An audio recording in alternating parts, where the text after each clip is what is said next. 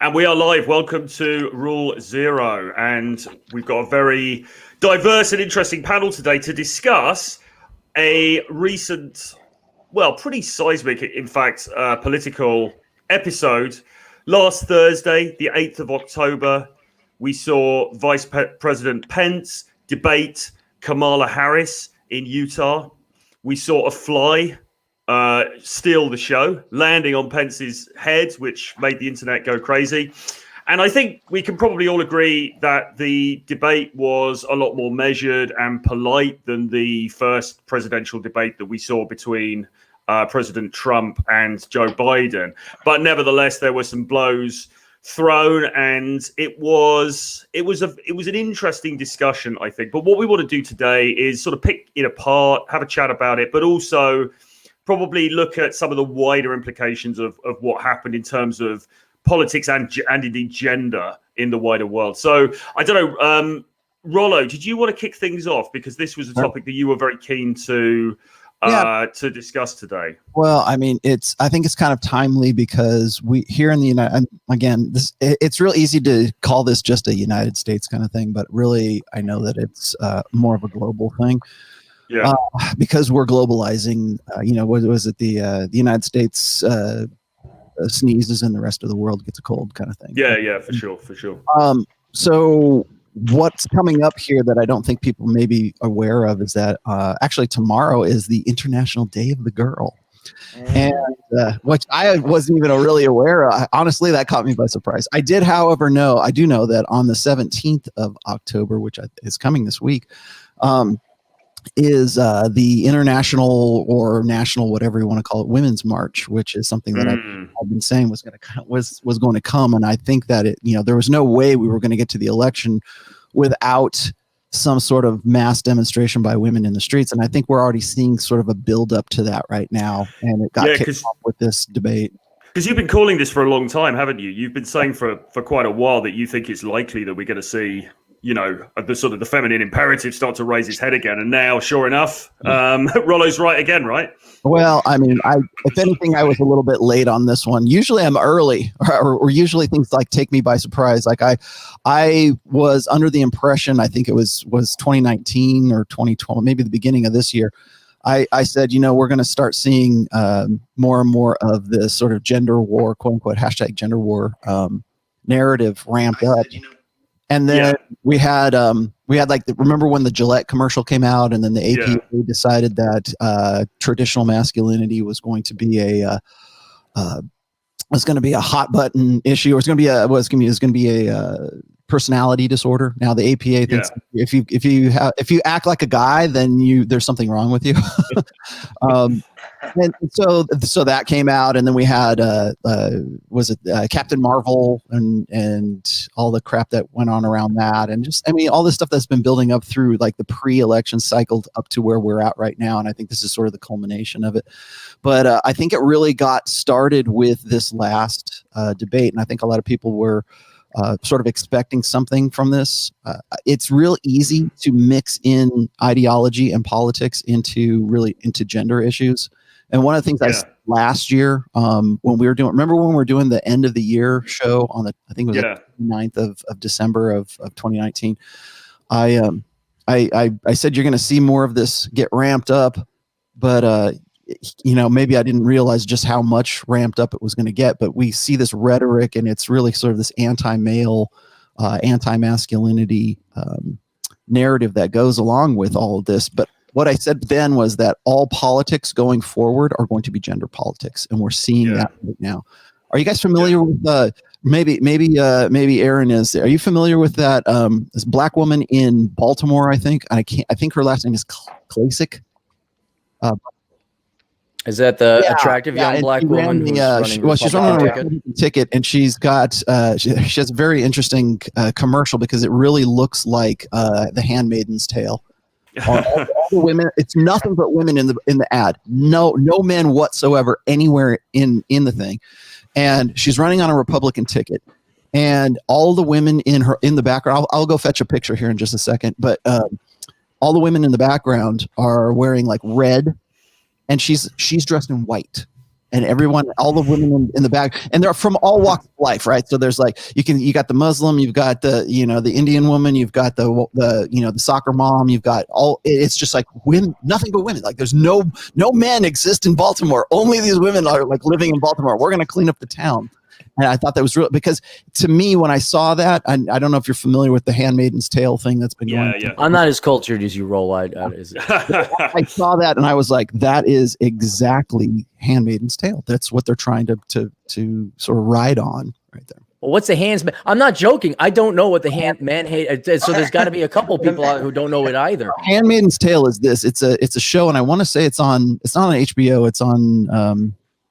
I think you can get on Hulu, but I'm not really. It's not sure. a grim fairy tale, then. No, it's not. It's been actually. I think it's in season 2 right now. But what it is it's this fantasy world where the United States has been sort of taken over by a totalitarian government, but the totalitarian government is all very like super trad con, over the top Christian, almost very very cultish kind of thing, and. Wow. It's based on this sort of millenarian Christianity that's like really this distorted kind of Christianity. But the basic premise is this: is that the women in this society are just like breeders, right? They're just there to be the incubators of the next generation kind of thing. And so the society, and it's based on the United States, but it's like there's like it's a post-apocalyptic kind of thing, but it's post-takeover kind of apocalypse, not really like we drop bombs or anything like that.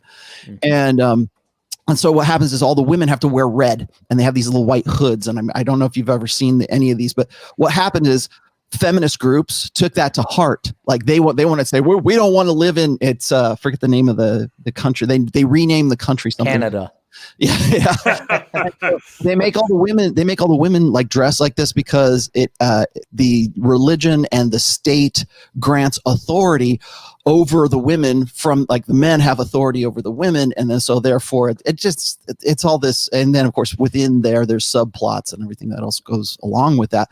But the overarching story is that women are like the property of men, and that men have authority over them, and they can force them to have babies, and they just bang whoever they want to. So it's the same thing they're saying now. Well, what they're doing is exactly.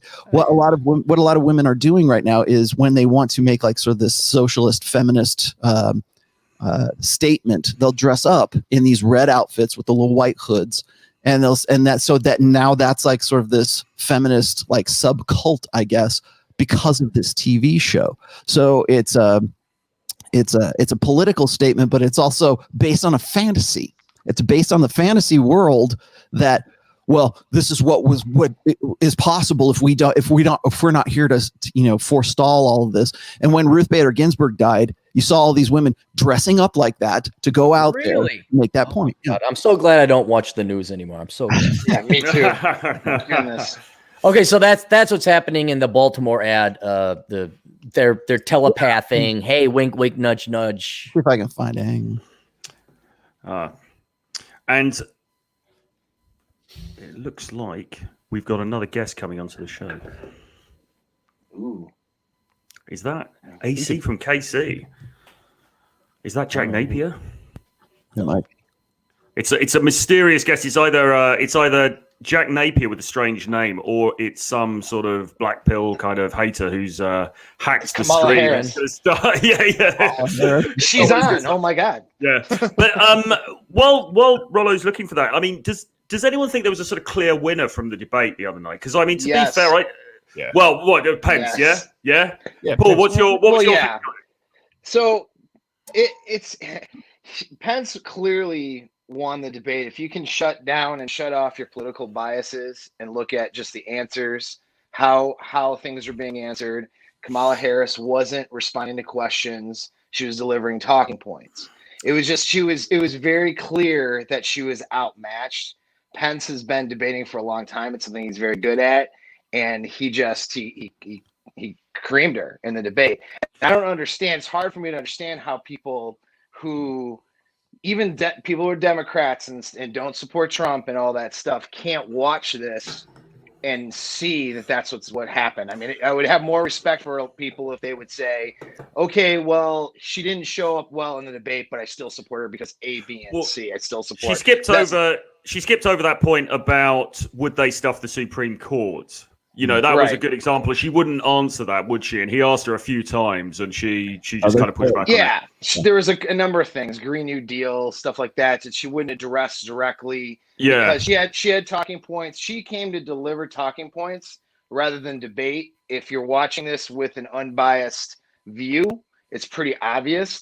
But then the narrative, of course, from the media becomes how Pence mansplained, you know, to her. It's how he's mansplaining. It's the sexism. So instead of saying, okay, let's look at the arguments for what they are and see who won, anytime a man has an opinion now, right, he's mansplaining. And so we can just attack, and that's just what they do, unfortunately. And it's an appeal to emotion, and it's the emotional voter. They're trying to, which is a lot of female voters, right? We know that they think with emotion first, reason second, right?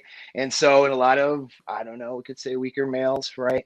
So it's the emotional voter that they're appealing to by saying, oh, see, he's a bad person. He isn't attacking her because she's a woman, instead of, hey, what are the points and what's being said here, you know? I saw somebody made a comment. I forget. I don't know who this was. It may have just been somebody random on Twitter, but I did read a comment yesterday where the person said, you know, they are harping on about the mansplaining elements of it because she didn't deliver a knockout blow. So they haven't really, you know, if she'd have delivered something really good and sort of really like taken him down, then obviously that would have been the thing to celebrate. But because they didn't have that, they've had to sort of fall back onto this. Oh, he was being, you know, mansplaining and blah, blah, blah. And look, I mean, he's a kind of an easy target, isn't he? Because you've got an oldish white dude, very conservative, obviously, you know, kind of evangelical background and all that kind of stuff. She is a woman of color. In the current political climate, it's very hard for him to sort of win out on that, just on those optics, isn't it? I think it was funny because I said that at the early. I was sort of live tweeting as I was watching this, and I go, I'll bet $10 that someone will say mansplaining at some point in this whole thing.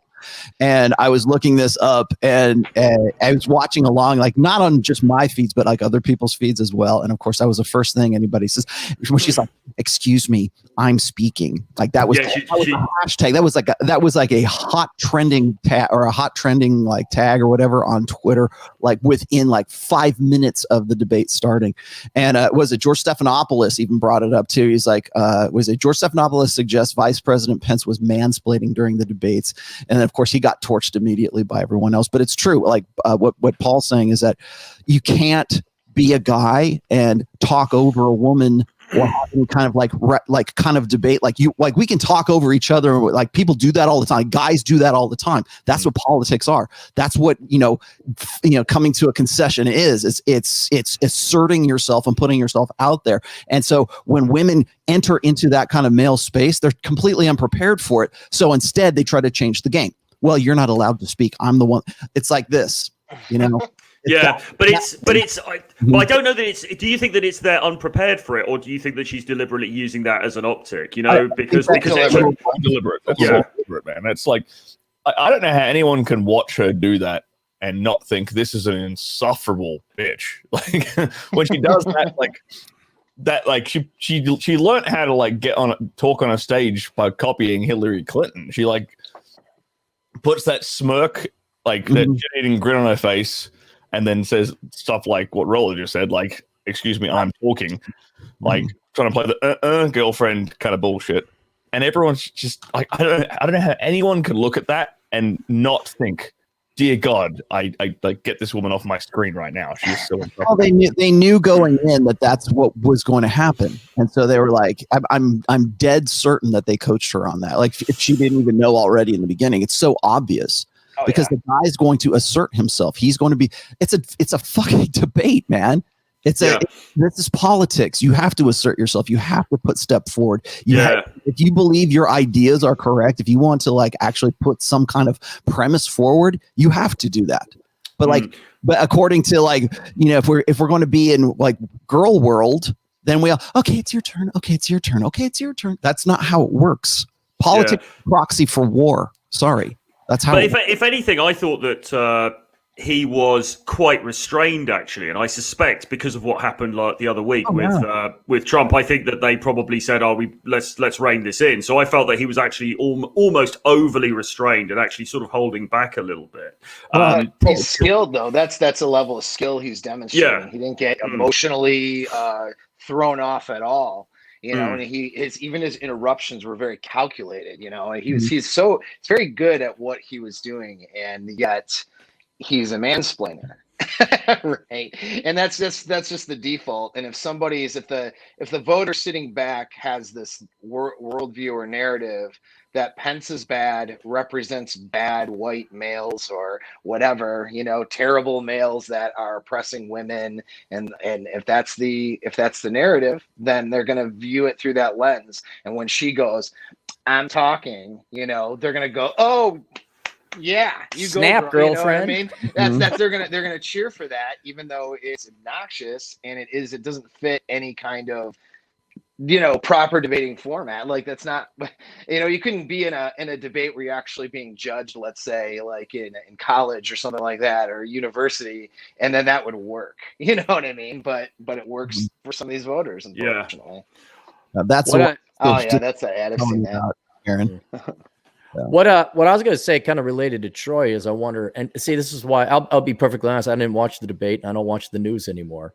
At all? Are you just completely cutting out? No, because this is the point, or at least my observation.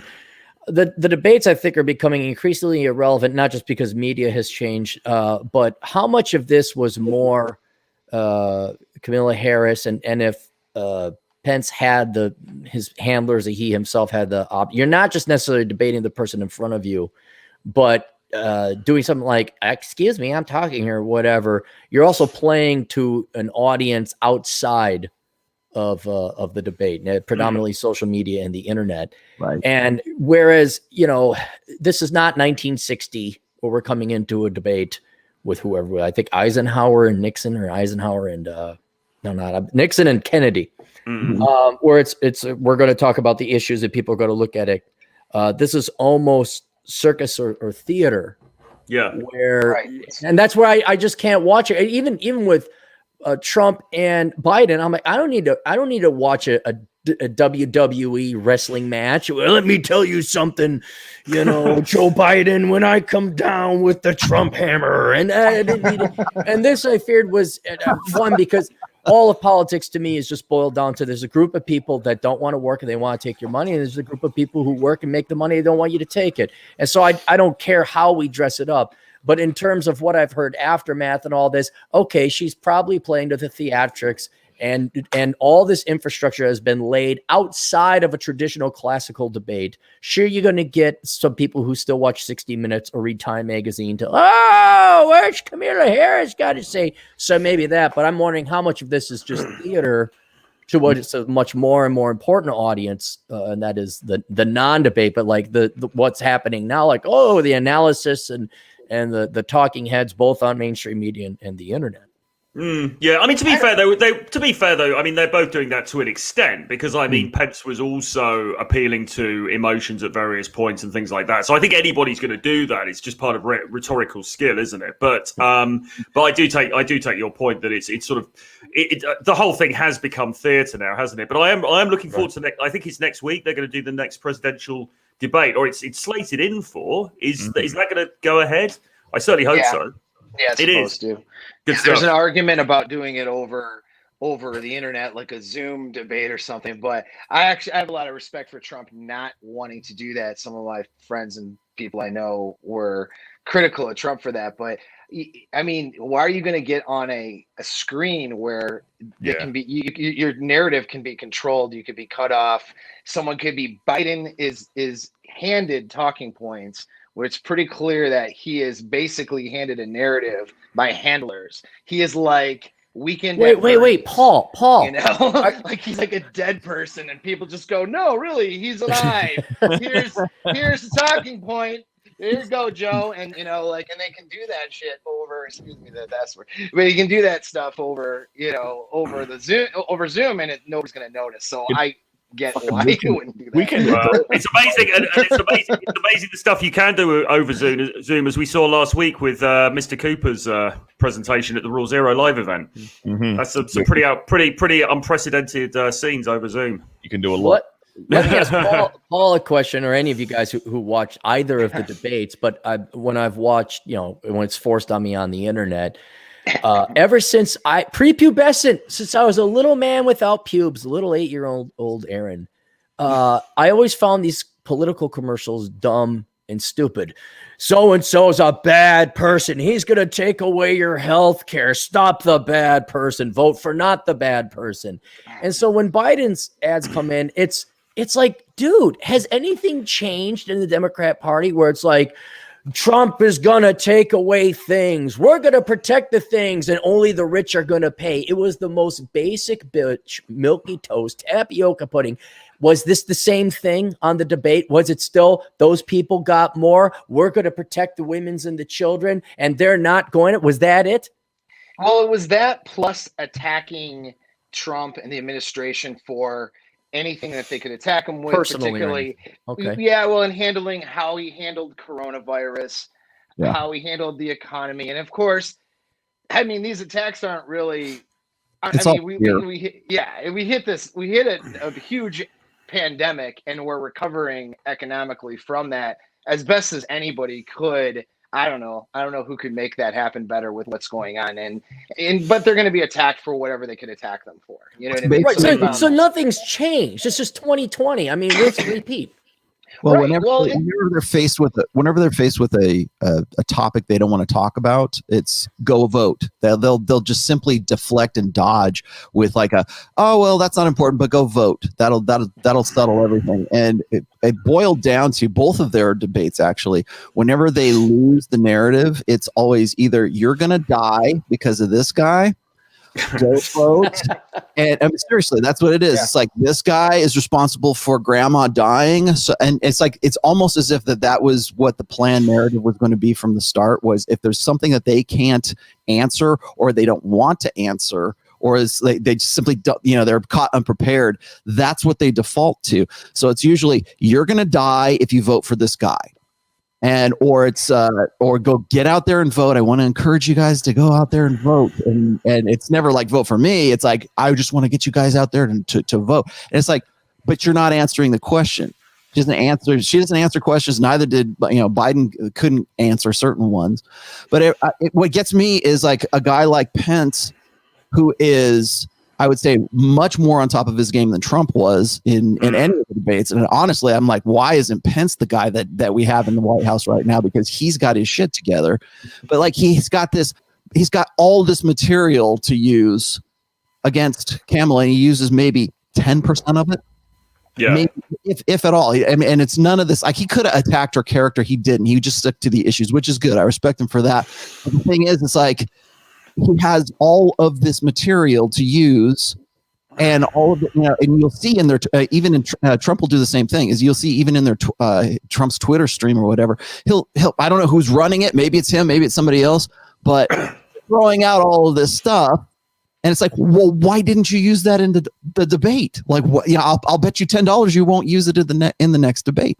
And it's like they're happy to go and throw certain rocks online that they won't do when they're on a live stage with the guy sitting right across. But that even goes to my point before. What does it matter, this debate? People are more tweets. I guarantee you some of Trump's tweets or Camilla or Biden's, their tweets have gotten more eyeballs and views than anyone. Did anyone see the ratings of this? Because after that was a shit show between Trump and Biden. So did anyone tune into the second one? I mean, it's almost like football. Like, I don't care to watch this anymore.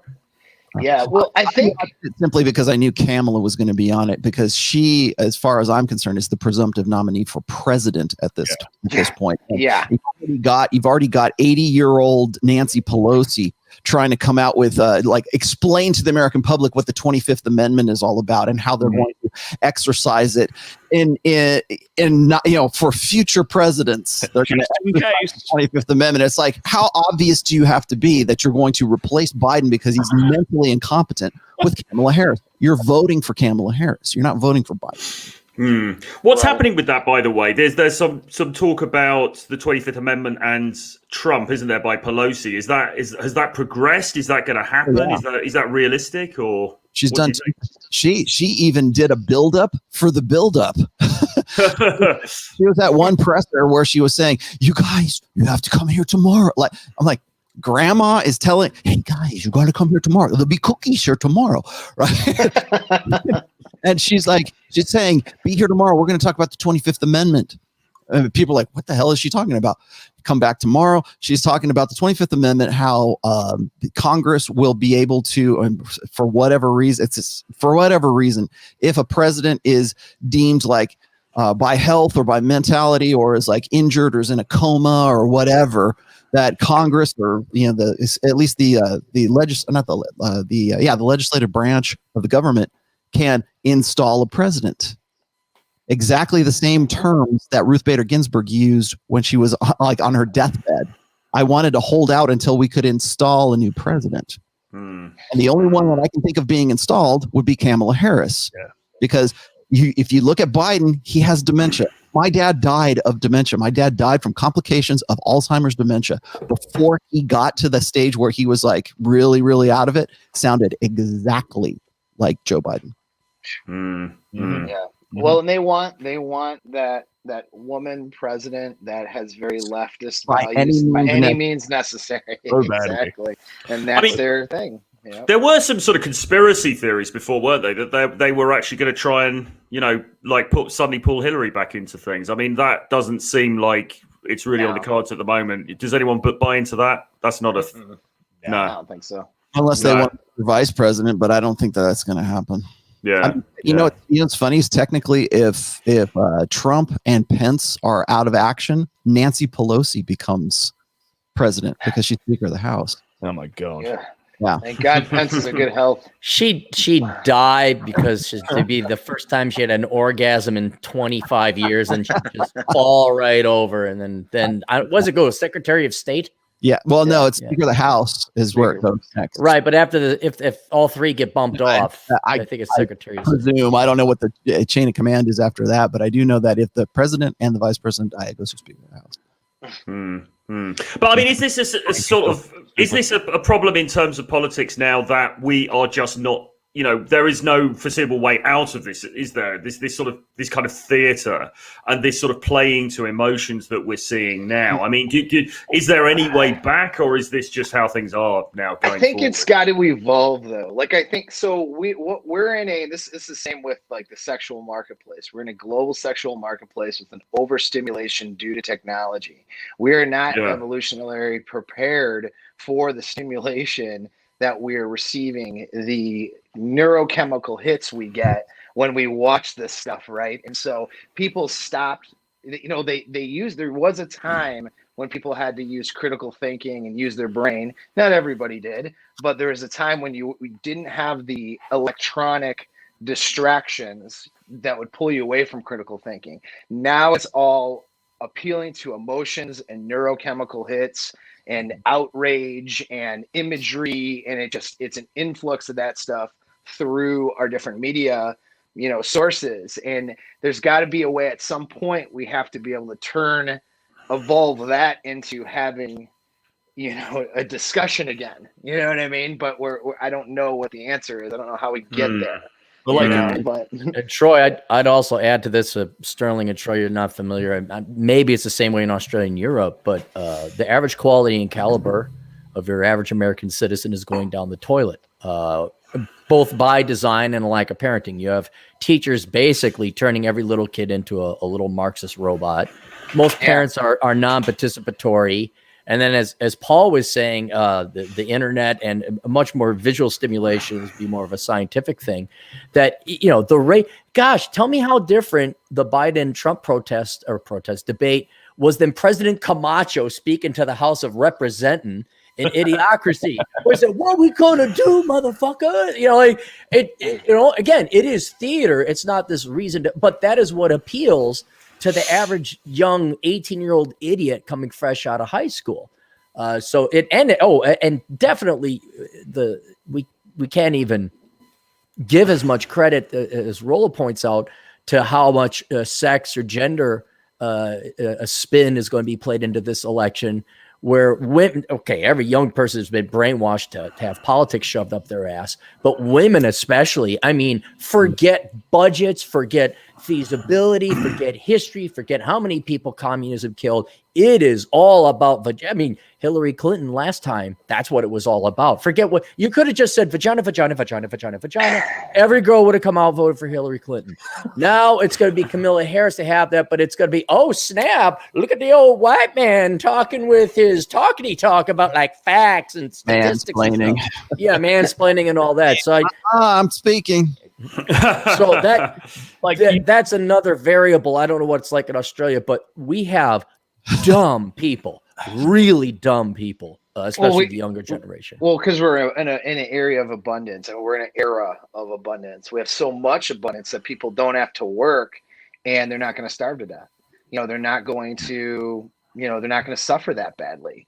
And that's what socialism really is. And those that support that are wealthy, they gain a lot of power and influence that way. And their worldview is just that, you know, I'm smarter and better than everyone else. That's why I have accumulated this wealth, accumulated stuff. These people are not smart enough to make decisions for themselves. So we have to make decisions for them, dole out resources evenly, you know, and that's their worldview. And then they push. Yeah. I was going to say is that if you go and you look at any women in politics, and which has ramped up, you know, exponentially since the sexual revolution, if you look at what women do when they achieve political power, it is never directed towards the greater good. It is only directed towards female issues. So it's all about whenever, here's a good example. Whenever we lose a Supreme Court justice on the bench, the first thing a female gynocentric society worries about is, oh my God, we're going to lose abortion. Yeah. It's as if the Supreme Court only exists to protect legalized abortion.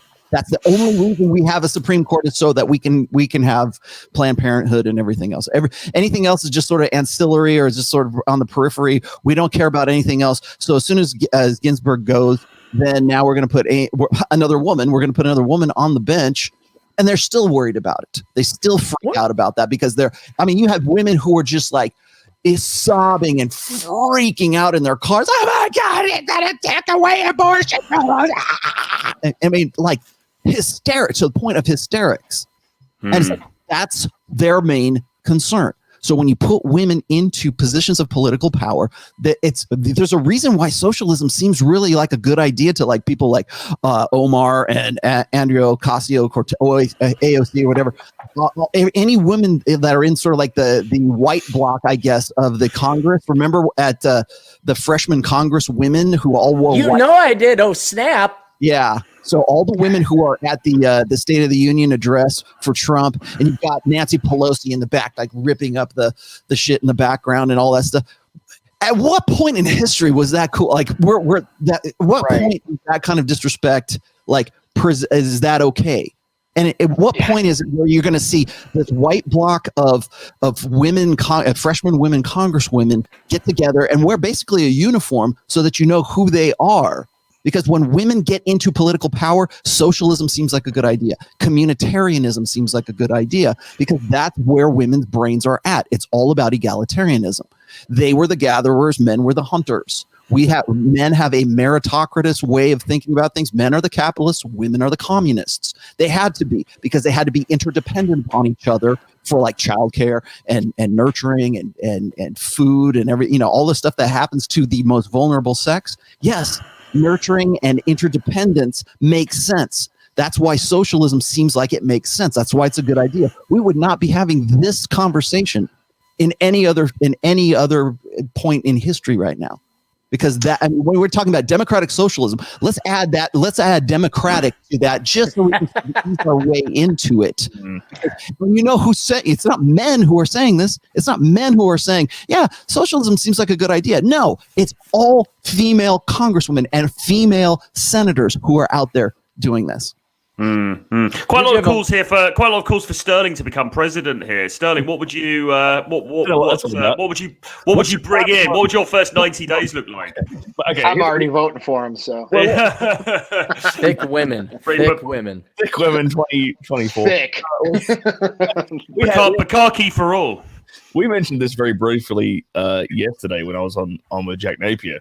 There's a policy in the Netherlands where I'm pretty sure it's the Netherlands, where all disabled people get access, get a government paid prostitute like 10 times a year or something like that. I've had a discussion with my libertarian friends back in England, and I'm like, that's one government policy I can get right behind. Imagine if every like military man who came back from service who had like a leg missing, was in a wheelchair, had PTSD. Imagine if they got like 12 prostitutes a year paid for. It sounds like a good idea, but I know how government programs work. You're gonna have gunshot wounds, one arm, smell like day old ham. It's not going to be good. You're saying the quality would be horrible. Okay. It's a great idea, then they're going to execute it horribly. That's the problem. But in Germany, in Germany, actually, there's legalized prostitution, and at brothels they have a special scheme for OAPs, old age pensioners, where the guys can go down and they get a discount, and also as well because Berlin is very, sort of concerned about the environment and everything. If you turn up on your push bike, you also get a discount. Fuck off, really? In some places, yeah. So if you turn up on your push bike with your cycling clips on, you get discount for riding the bicycle. Exactly, awesome. Exactly. So you could do something for the planet, and you can, get your end away as well. Happy days. But Putin has got to be saying, "What in the f are these Westerners doing?" Yeah, like what beta ass shit is this? To the point, like what Rollo was talking about before was like whenever a woman gets into power, all they want to focus on is like the sisterhood, right? And you know how you can tell that is like the game, because look at the candidates that the Democratic Party have nominated: Kamala Harris and Joe Biden, right? Yeah. Look through their track record. Look at all the bullshit they've been called out on. Like Tulsi Gabbard just tore Kamala Harris to shreds, right? On her record as a prosecutor. And like they've been accused of all the things that the Democratic Party supposedly stands against, like mass incarceration of people of color for like marijuana crimes, and Joe Biden sniffing women, and like none of that matters anymore because we have a chance to get a woman in power. Like all the principles have just been cast away to the wind. Any means necessary. There is no principles with them. Yeah, by any means necessary. Like if I'm out here, okay, like I mentioned this many times before, my industry is very, very, very left leaning, like very like follow the California doctrine to the T, right? And you'll see people in my industry tweeting this out all the time. Like at least like their whole policy, the whole reason for voting for them is like he's not Trump. That's the policy. He's not Trump. This guy like rubs them up so much the wrong way just because he's not a PC feminist. Right. It's fucking beautiful. Yeah. Exactly. Well, I mean, it is very much feels over facts, isn't it, these days? And I think, Pence was. One thing that I quite thought Pence was quite good that he said you're entitled to your opinion, but you're not entitled to your own facts. And he used that line a few times, which I thought was quite good. So rhetorically, I mean, Rollo, do you think that Pence won the day, despite the fact that Fly won the day? The fly won the day, yeah. Interesting. It's interesting. I'm sorry. It's interesting how we focus on like the media. That is the biggest story out of this debate is that stupid fly. Oh yeah, because I was curious about that. She got her ass handed to her. That's why they had. That's what I thought too. What I thought was funny is I thought, okay, because I kept seeing the fly trending on Twitter, and I'm like, okay, this is blowing up. This is stupid, but it's blowing up, right?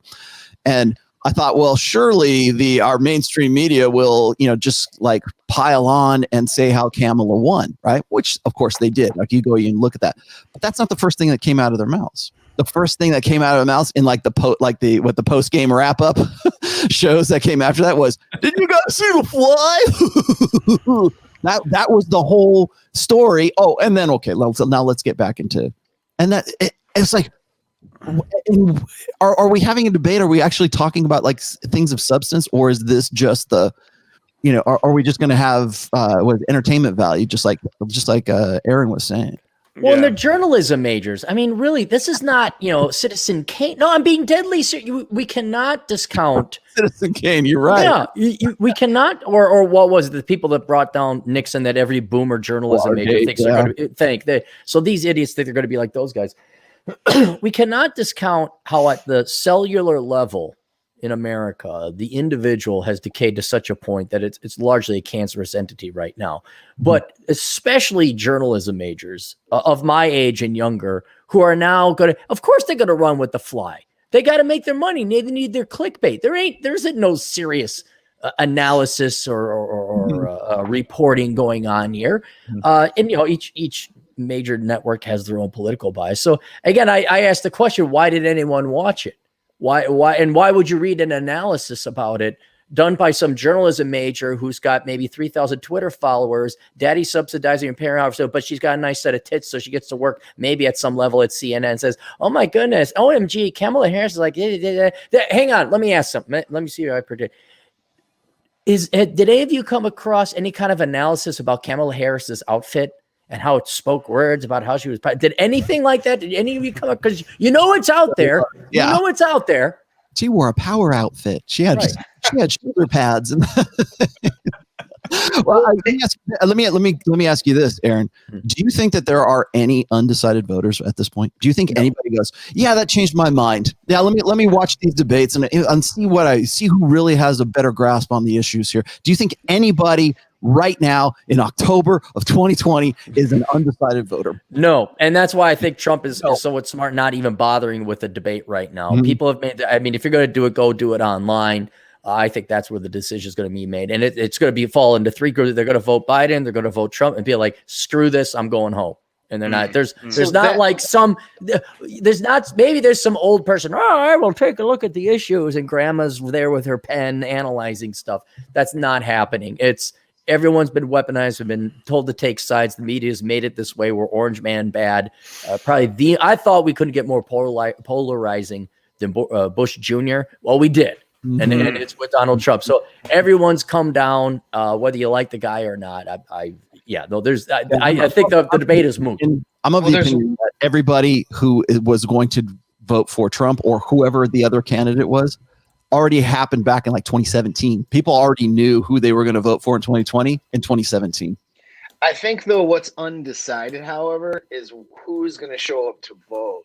That's what this is a grab for. It's a grab to get people to actually get out there and vote. So, and that's what'll throw the polls off too. I'm the polls right now, and I haven't really looked at a glance, are showing heavy for Biden right now. But the polls showed heavy for Hillary Clinton back in 2016 too, and Trump just creamed them.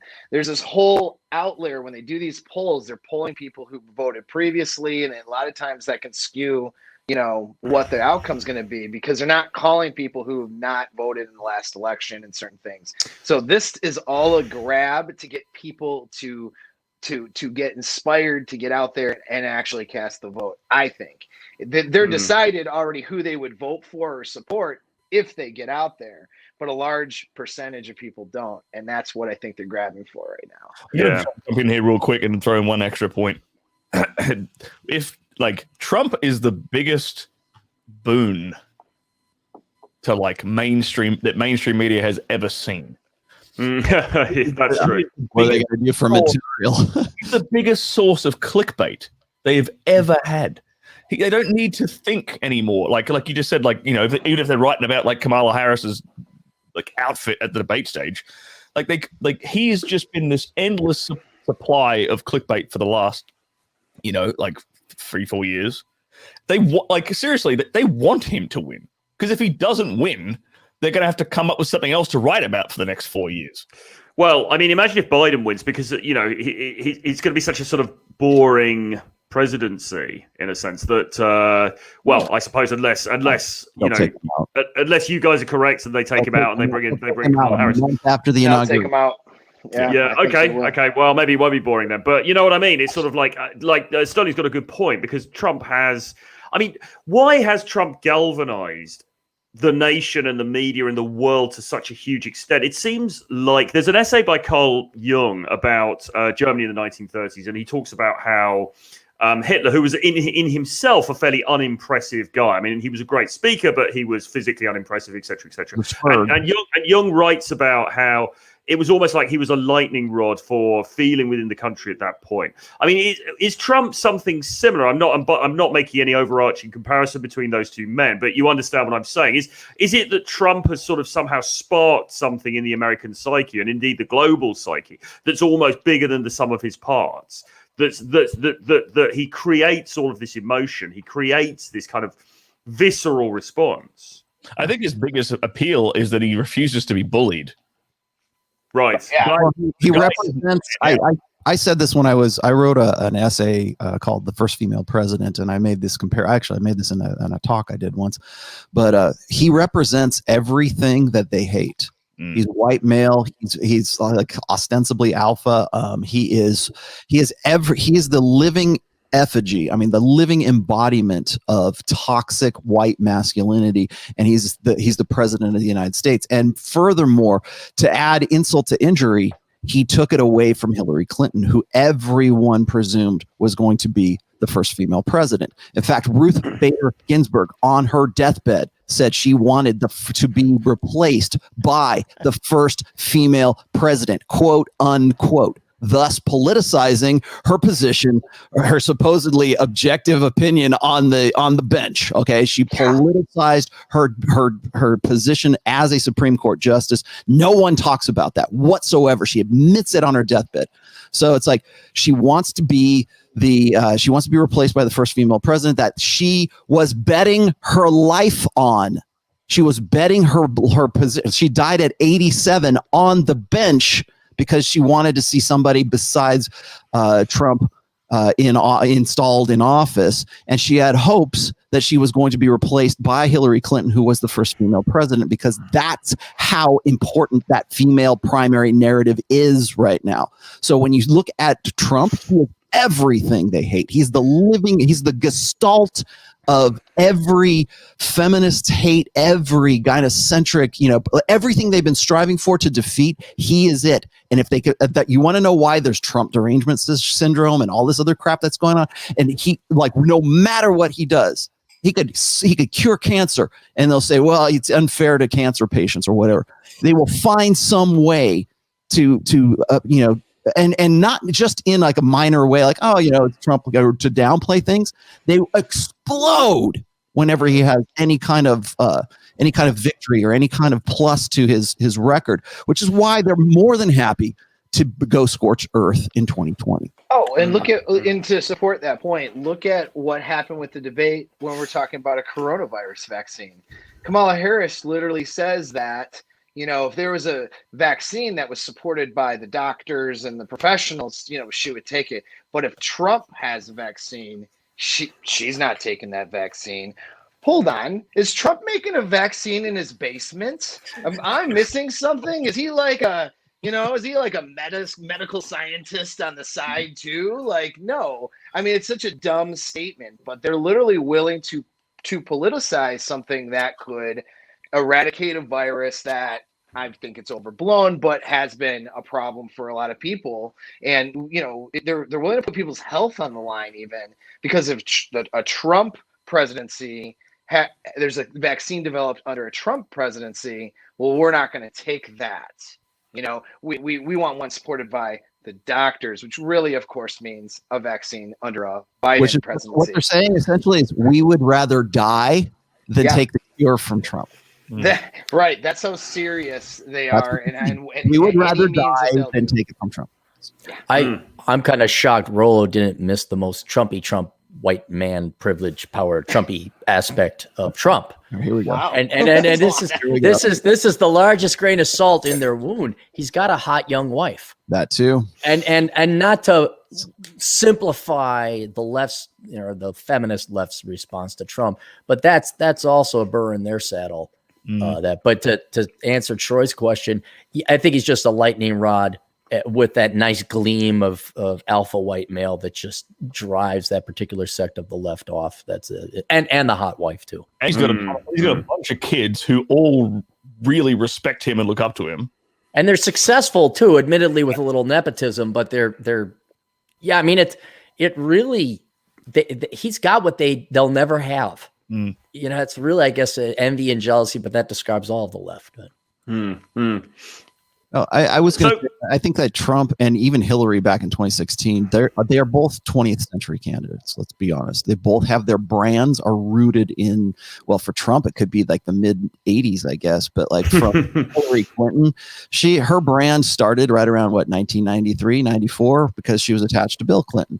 And then she became Secretary of State. Then she was, running for president. Then she was, in tight with Barack Obama. I'll tell you the other thing, Aaron, maybe you recognize this or not, but you look at how vehemently they opposed George W. Bush and basically lying us into a war in Iraq and in Afghanistan, all the stuff that went along for 8 years in the Bush administration, and then yet you see people who vehemently hated this guy because of all of that are just yucking it up, and they have these these real press friendly photographs of arms around him and kissing on him, and Michelle Obama's like, oh, he's just a sweet old man, and even Obama is just like, oh, he's a good, he's a former president, we're all in the same club. And it's just like, what the hell, this is the guy that you thought was the devil in 2003 2002.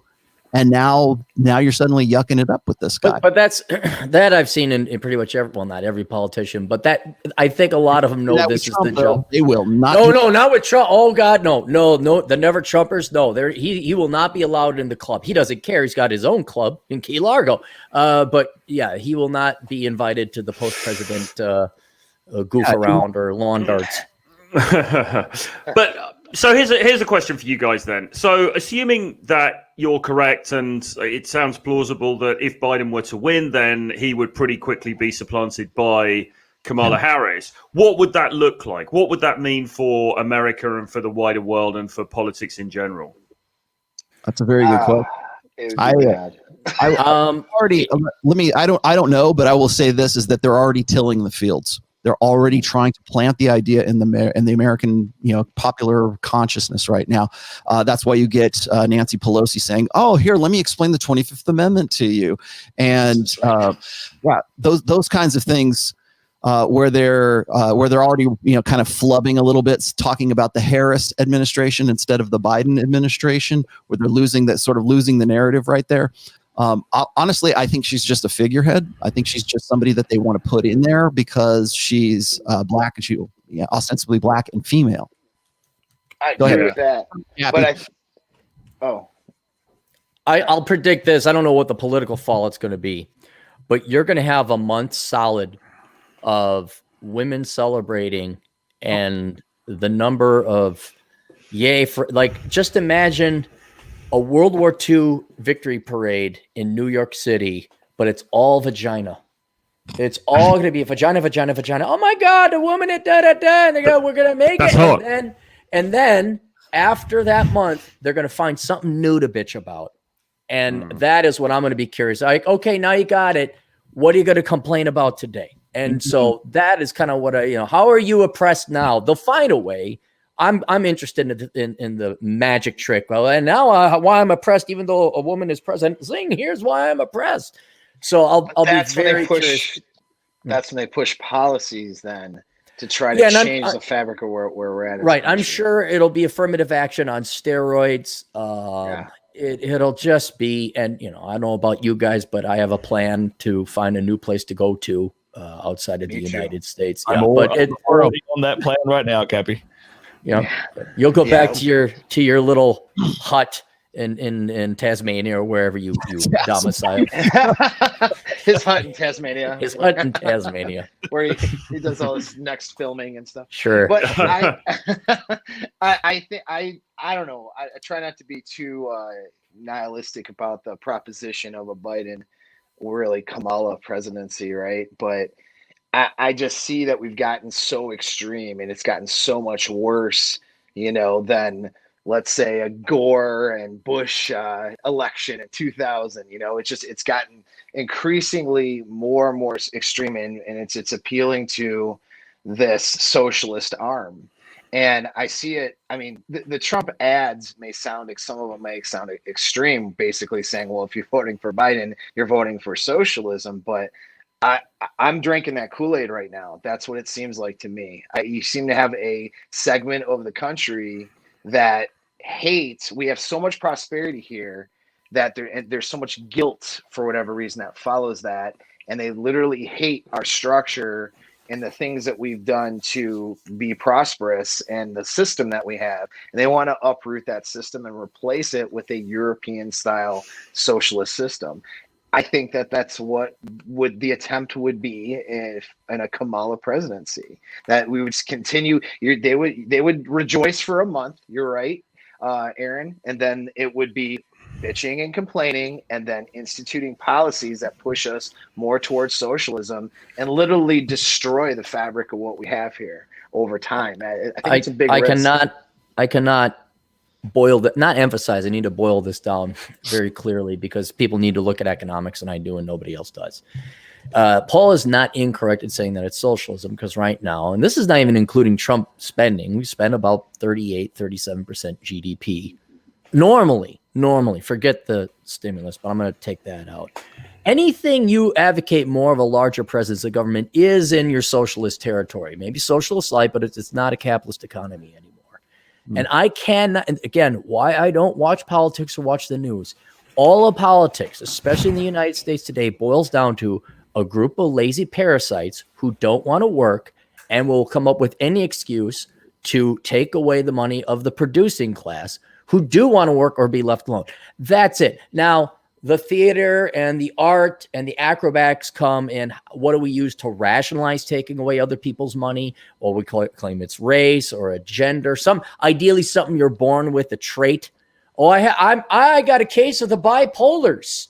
I think I want to sleep with trees. I'm an arborist sexual. Whatever it is they come up with. And because people have things against people that sleep with trees, I am oppressed and I need other people's money. That's where, but mark my words, all it boils down to is producers and parasites. So I don't care what color Camilla hair, I don't care what her plumbing is. It just boils down to a group of people who don't want to work, want to live off the productive people. And Paul is absolutely correct in saying, yeah, this is going to be a social, because we're already there. I mean, we quasi have a national healthcare system. You have essentially UBI. It's now just how much more. I mean, and another thing is, look, you're not going to starve in the United States. You have pretty much everything taken care of. It's still not enough. It's still not enough, because those guys over there are guys, and those people over there have a different skin color. And so it just gets so tiring. So it's before we get into bizarro world as to why, never lose sight. It's just a group of people who want to take your money. That's it. And so now the political fanfare is, what's the reason the left is going to give us today that they are entitled to other people's labor, that they have the right to enslave other people? So it will be real interesting, especially since we've heard all these arguments before couched in feminism and women are oppressed. And oh my gosh, as I major in sociology, why don't I make as much as a lineman and went to school for 2 years? I'm going to be very curious to see what insanity they come up with. And that will be the entertaining part, but it will be insane no matter what comes this way. It's funny. Everyone always talks about like income inequality. No one ever talks about production. Effort inequality, right? Inequality at all, mysteriously. Yeah, I did well, you guys know, because you guys were all there. But when I did the analysis on the ROI in the pursuit of women, I looked at what percent of women are majoring in rates. It got worse. It's 80.5%. when I originally did these figures almost a decade ago, 70% of women majored in stupid stuff. Now, men also majored in stupid stuff too, but not to that level. Now it's 80.5%. And it's just, there's your insanity. And who do you think is going to want to be bailed out of the student loan debts? While at the same time claiming they're strong, independent, don't need no man. It's just like, shut up. You want to be a party girl. You want to suck dick. You want to play make believe I'm an intellectual because I'm sitting on this overpriced, glorified campus. And I'm not only am a strong, independent, but all you bail me out. And if you don't, you're all set. It's tiring. It's just tiring. It's like, you know what? I'm going to find a nice Croatian girl who's just like, hey, I like men. Good for you. All right. Like that. That's all. But no. People were asking me about, why is it that so many like classrooms in academia and certainly in public schools, why is it like teaching our kids like communism or teaching whatever I forget the 1612 shit or whatever that I don't know. I don't even know, like, what the hell is the name of the program that they're throwing out there right now? It's critical theory, right? Like why is socialism? Why is communism, socialism, communitarianism? Let's just say, why is that popular amongst academia right now? And you have to go and you have to look at the demographics and you have to look at the money that's in there, because when you look at like the money that we pay teachers as it is right now, plus we have 78% of teachers from kindergarten through post-secondary school those classes are taught by women. We have far more women in academia teaching our kids. And so you have women in positions like that, you're going to get taught communism. You're going to get taught socialism, like even if it's just socialism light. Or it's just like, oh, well, wouldn't it be great if we could all just come together and live in this one great big village and everybody thought the same way, and one for you and one for you and one for you and one for you, and we'll just take it from these guys and one for you and one for you and one for you. And egalitarianism seems like a good idea too, to generation after generation who've been taught by largely as if they were female. Certainly, we've said before that our boys are taught as if they're defective girls. Well, how do you come to that? Well, when you have almost 80%, 78%, almost 80% of teachers from kindergarten to post-secondary school or whatever, postgraduate school are taught by women, then that's what you're going to get. If you have women in academia, you're going to get socialism. Yeah. I'd also want to point out that the biological evolution of women aside, and staying at home, taking care of the kids, and tribalism, and certainly there's a predisposition for women to be more caring. Even you could say there's an ideal aspect why they lean left, but let's also not forget pure laziness. A lot of these gals just don't want to work, and I want, especially if they're going to start claiming they're independent, they have agency, they're equal to men. All right, why are you all consciously choosing these easy cake bullshit professions, quote unquote careers, where you don't work? I mean, at any point in time, go work on the oil fields. At any point in time, go sign up willingly for the military. At any point in time, no one's stopping you from doing it. And I know this is old school wisdom. You don't listen to what women say, you watch what they do. But my God, the statement of women as a group where it's like, we really just don't want to work. So, it's really interesting. Don't want to work at all.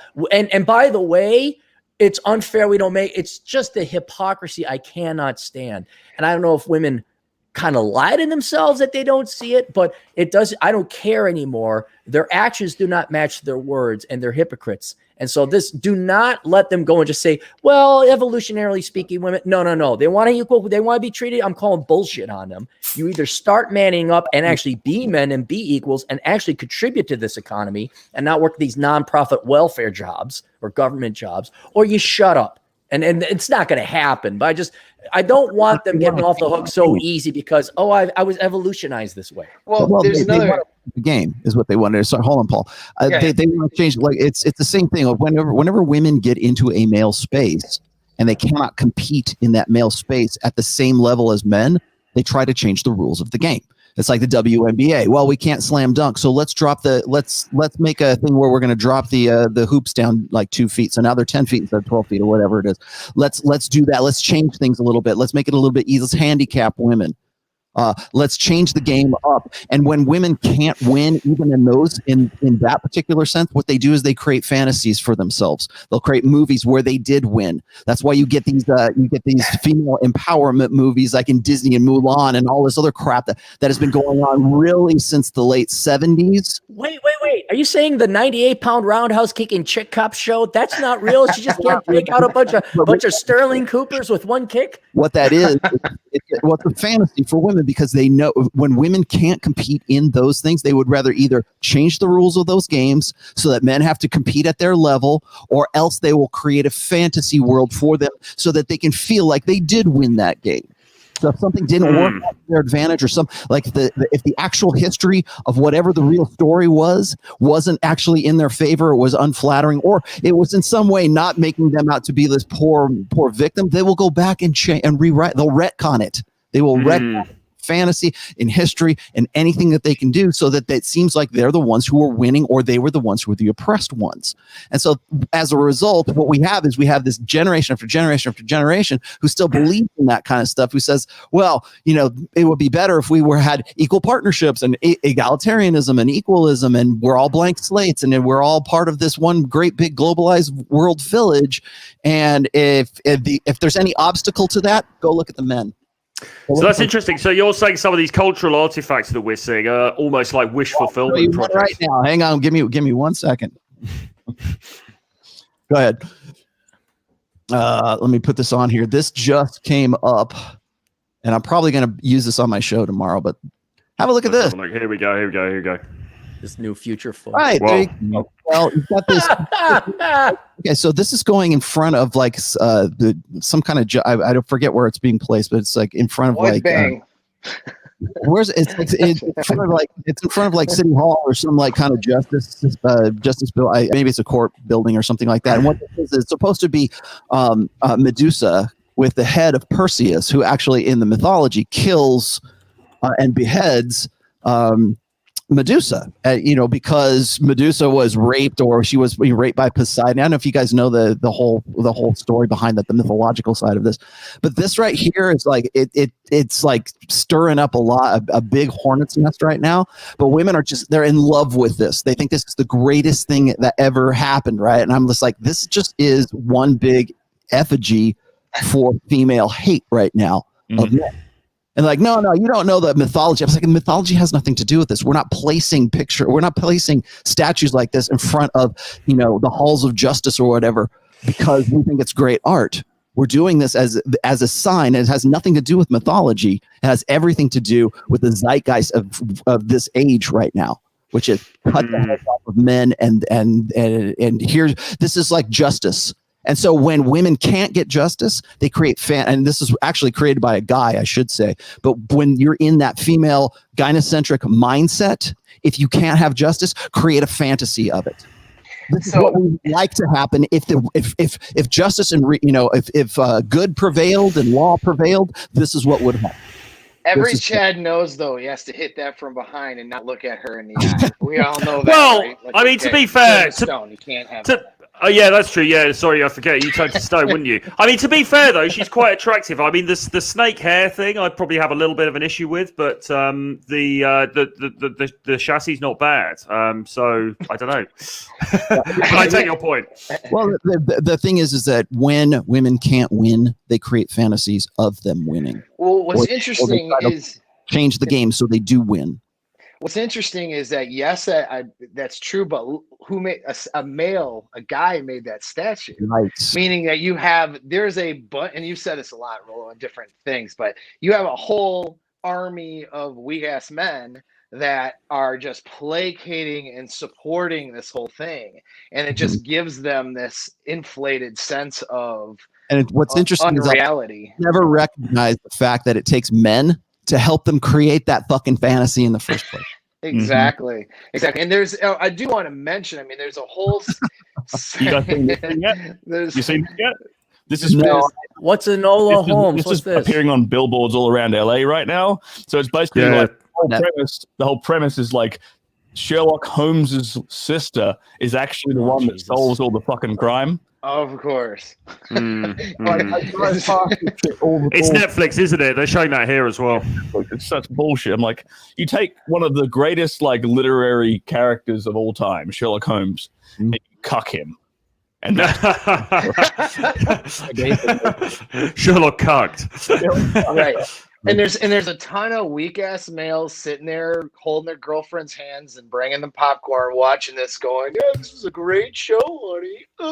You know, and that's part of the problem. And there's another subset.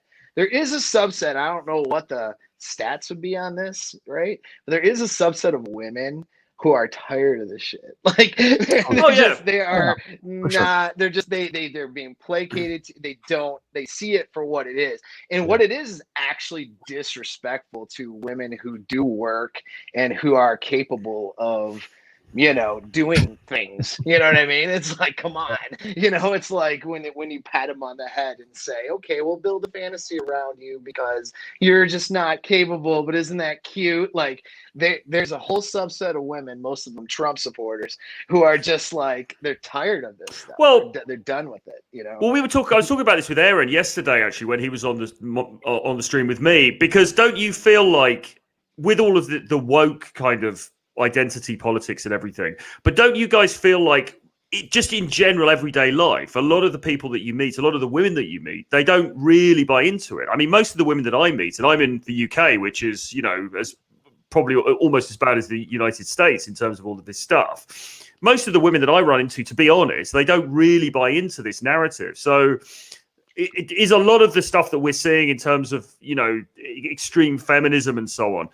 The stereotypical few very loud voices that are, you know, on social media that are sort of like screeching all the time.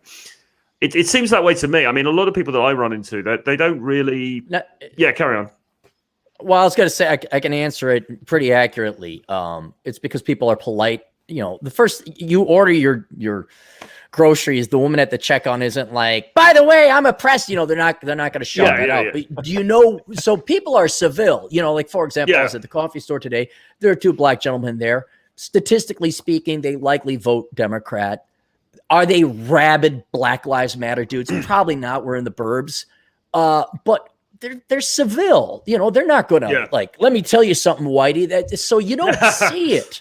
Yeah, you will see it in the voting booth, which then has an effect on everybody else because of the policies of the politicians that are elected. But you know where you really see it, and it's going to be the number one thing for guys, and that is on the dating sites. When I did the 900 data points, I went through 900 bleeping freaking files on Match.com, and you see it there, where now it's like, okay, there's a little bit of a, you know, you got the filter of the internet, so now you could kind of speak your mind a little bit. And about half these gals used to like, you better do this. He better this. He better that. He better. I am the table, that sort of thing. And their political preferences, though they don't state that all the time, there you start to see it, because now instead of just a mere, oh, hey, buddy, what's up? You in line for coffee too? Instead of that polite civil citizen, public, being out in public behavior. Now it's like, oh, you want to have, well, let me tell you. And now you start to see where you scratch behind the surface, like, oh, I see that. So I think it's more prevalent than just a walk through Walmart will provide you, because everyone's on their best behavior. But if you get down deep inside how they make their decisions, especially like who they date or who they interact with, yes, you will see that on a dating site and their profiles, where I would have to say, gosh, 50% of the women, their politics means a lot to them beyond like, oh, I care about the country and idealism and ideology, but you better, like, if you don't, that's it, and you're out of here. So I think it's more prevalent. I got into it like when I was doing the Tommy Lahren thing. I haven't done this in a while, but Tommy Lahren kind of brought it out of me, I guess. But like when I talk about feminism or women identifying as feminists, the label feminist is basically meaningless right now. Because you were born after 1965, you've had some sort of feminist ideology change the way that you think about women and intersexual dynamics and gender issues and how we do divorce, how we do no fault divorce, how we do child support, how we do alimony, how we do abortion, how we do I can run down list after and it has that might not have anything to do with the fact that women voting and repeal the 19th and all this other kind of stuff. So when I was being critical of Tomi Lahren, who was just raging about how she wasn't a feminist, she's an anti-feminist, but yet everything that comes out of her mouth is exactly what you would expect to come out of the mouth of a feminist. So just because it doesn't look like Lena Dunham and doesn't have like purple hair and fucking pit hairs or whatever else it is, just because you don't look like the stereotypical feminist with the pink pussy hat on marching in the streets, doesn't mean that you don't have some sort of your ideology or the way that your personality has been developed has had some influence by feminism on that. So when I'm writing the fourth book here, and I'm coming down a little bit on some of these tradcon women or on like Christian ministry leadership, which is almost entirely women. If you listen to what they say, it is every bit of it is in some way influenced, if not entirely influenced, by feminist ideology of the last 50 plus years. So to say, oh, I'm not a feminist, I'm an anti-feminist. Well, you just don't like the label of feminist. You love all the ideology, and you don't even realize that you do. Heck, I think probably everybody on this panel, even guys, we were just talking about, guys will, well, I think we should have equal rights and women should have equality and blah, blah, blah. Even if you just sort of go along to get along, you're still aligning yourself with that and reinforcing that in somebody else. So to say like, oh, I'm not a feminist, or I can walk through Walmart and if you went to like a women's Bible study and you asked any of the women at the Bible study, do you consider yourself a feminist? Every one of them would go no or hell no. But then you would go and you say, well, okay, great. What do you think about repealing the 19th? No way. No, we can't. We need our say, blah, blah, blah. And I think right now, even in tradcon circles, even in like traditionally conservative areas, I mean, unless you're like a Muslim woman, maybe you're like, you have some self-identity that was created by a feminist ideology. So whether or not you call yourself that is completely irrelevant. One thing, though, I like about feminism, and maybe Sterling could back me up on this, is that feminists love to get destroyed in the bedroom. I mean, we're talking violent. They hate themselves so much. Like we're spit in her mouth and just destroy her and death. I mean, death almost happens. The visceral nature of women doesn't change because of that. It doesn't change. It seems to be elevated when they say I'm a feminist, and she's like saying, I hate myself and I need you to destroy me. It's like, yes, okay, it's nice to meet you. On that note, gentlemen, I gotta go. So I'm sorry, I can't stay for the whole thing. Good stuff. Good stuff, man. Cheers, Paul. Well, listen, we're on about 1 hour and 16, so I guess we could start to wrap up to as we get towards the night. Yeah, I got important work. What do you mean important work? This is important work. It's golf.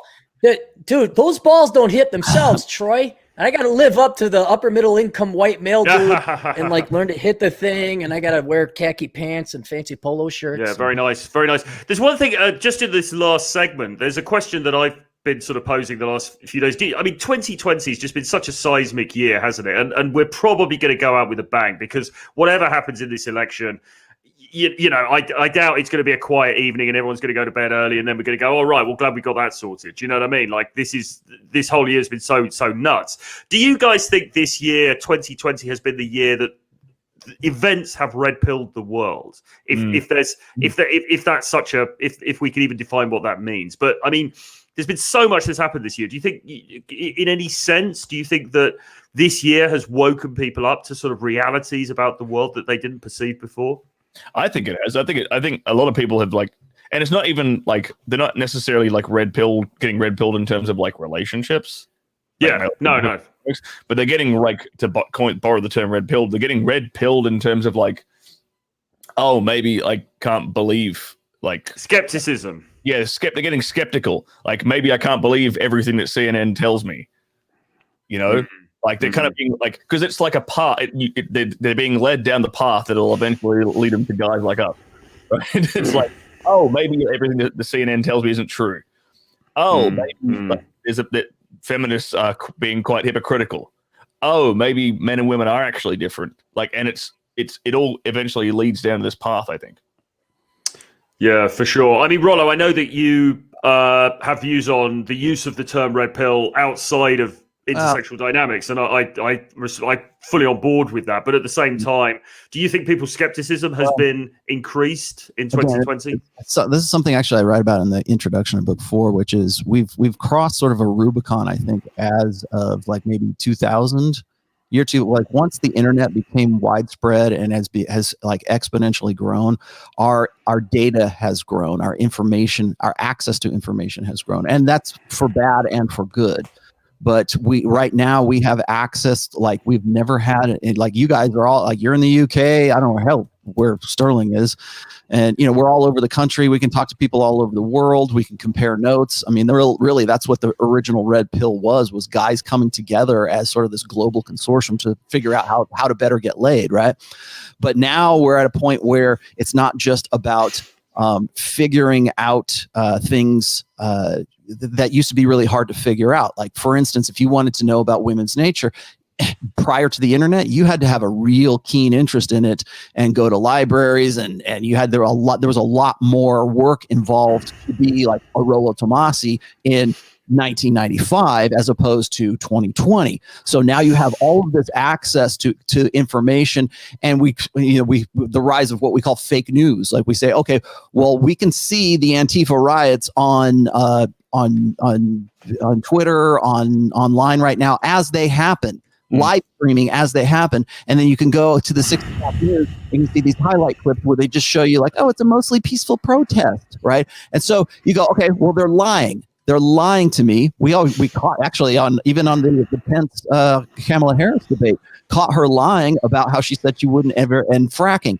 Guess what? We have instant access to the video clips, the multiple clips of where she's saying exactly that. We can say she's lying, as outright lying right there in real time, and we can see it as it happens, because everybody on Twitter who's sort of going along with this can do that as well. We couldn't do that before. We had to rely on our media. We had to rely on our news sources. We had to rely on people who we trusted to do that kind of legwork, to do that kind of groundwork. And then we realize here in 20 years into the 21st century that they're full of shit, and they've been full of shit for a long time. And if we want accurate information, we have to be the ones to be able to critically think about it, go access it, have the interest in it, and understand what's really happening on the ground versus what we're being told in the mainstream media. And I think the mainstream media are starting to lose their control over the narrative, over people. As this happens, we can see it happen in real time. So if they're lying to us about this, what were they lying to us about since 1970?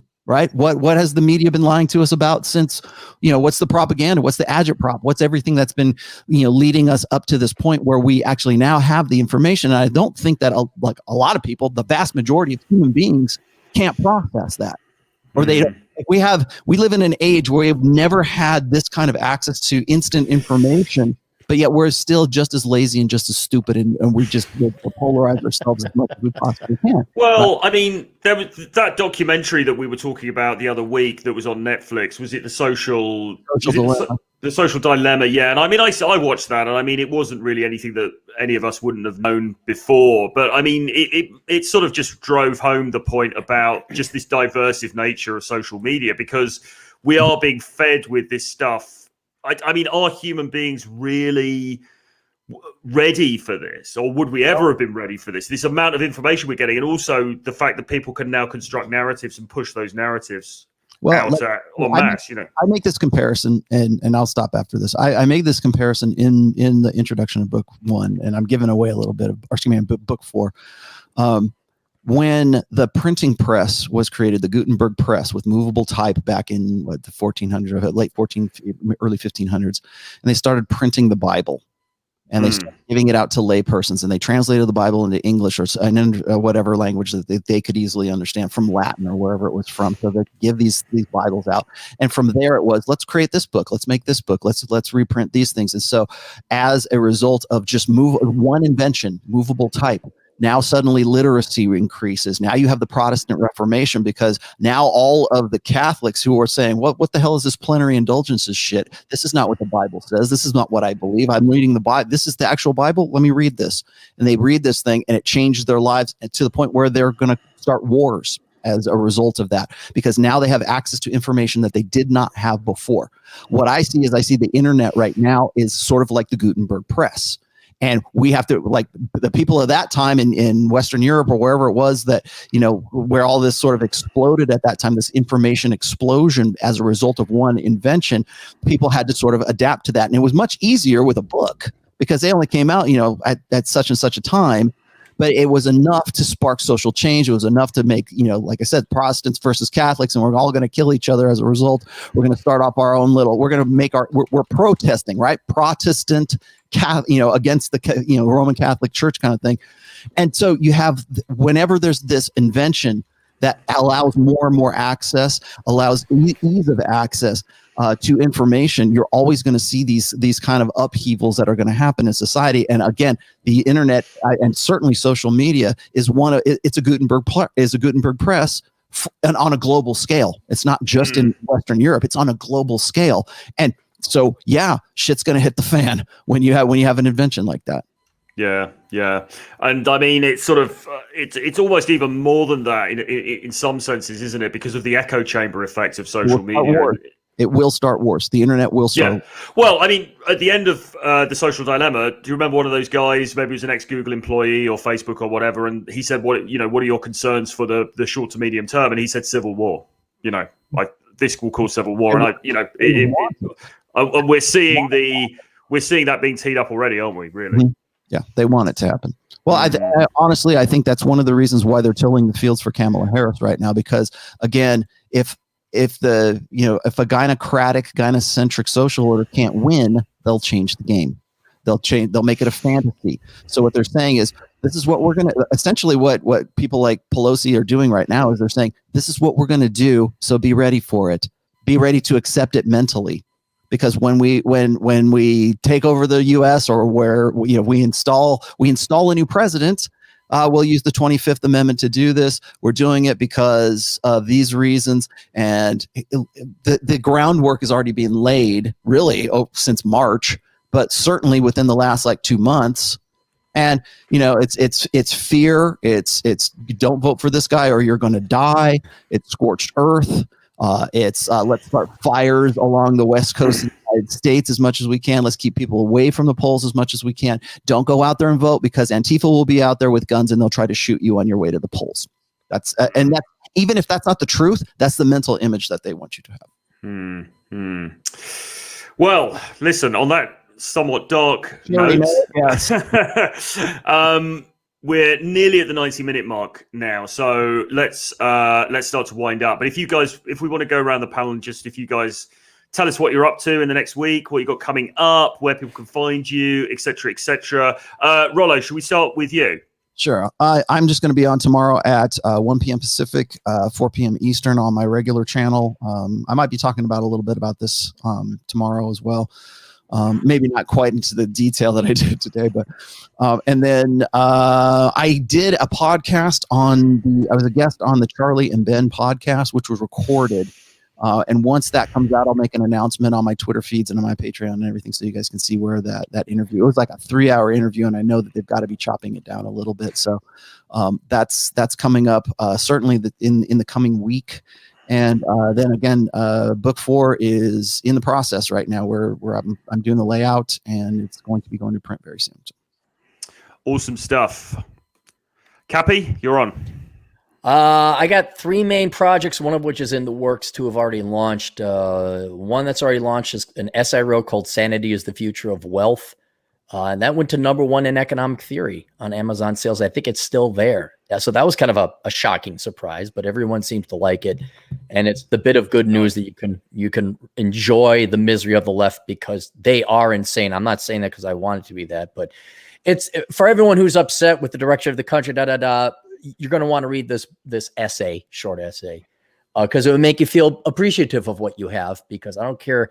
Go look at Nancy Pelosi. You think she's happy, and I delve into that. So that's one thing that's out there. The other thing, I have a seminar on minimalism. I'm probably going to be doing this every month, but we'll see how it goes. It's very expensive, $499. That'll be launching on the 25th of October. Different guys within the Red Pill community are going to promote it and let people know about it.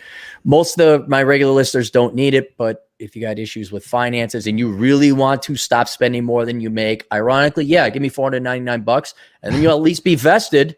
You'll be like, dang, I better make my money back at least. And trust me, I know what I'm doing. I'm a professional economist. And then the third thing, coming around November, I'd imagine I'm going to be publishing my figures that I did for the Rule Zero presentation on analyzing the ROI of the pursuit of women. The numbers are getting finalized, and I'm going to go and expand a little bit more than I did on the presentation, only because we had an hour.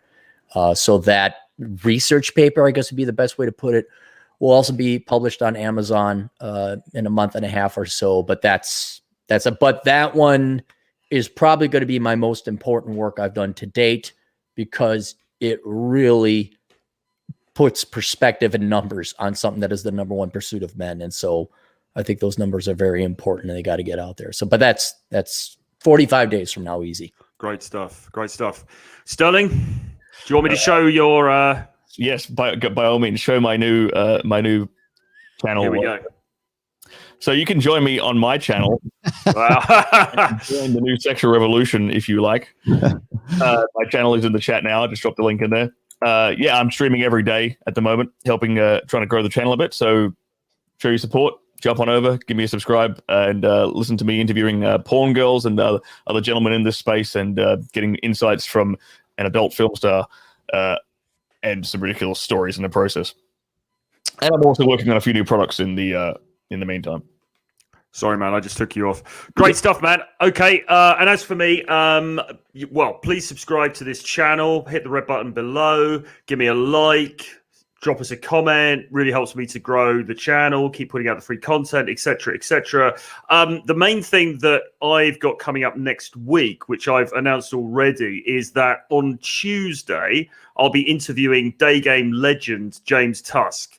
So I'm really excited about this because that dude, if you haven't checked out his channel and you're interested in game and dating and all of that stuff, YouTube James Tusk, look him up on YouTube. You'll find his channel. He's got a big channel, loads and loads of day game information on there. He's a British guy, very, very good, very knowledgeable. I've never actually met him in real life before. So we're going to meet up live and we're going to sit down together and have a conversation, and we're going to live stream it. So if you guys have got questions about dating, about game, this is a guy, he travels the world. He's going to South America in November. So he's going to Mexico. Then he'll be in, I think they're going to Brazil for New Year. Then they'll be in Colombia.